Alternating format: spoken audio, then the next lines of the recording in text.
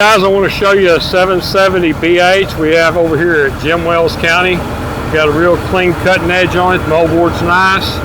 They've been using this machine, but first and second gear are sluggish in the machine. It may just need service. How many hours does it have? 8,348 hours. 8,300 hours, guys.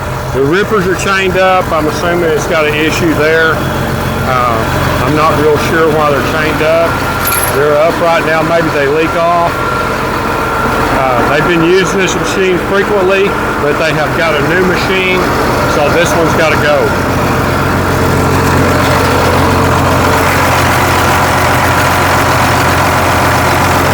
This machine's going to be right over here in Dallas, Texas. Been online at cmauctions.com. No minimums, no reserves. We're online at cmauctions.com. Amigos, aquí estamos en el condado de Jim Wells para precinto número 1. Tenemos este maintainer. Es una maintainer 770BH.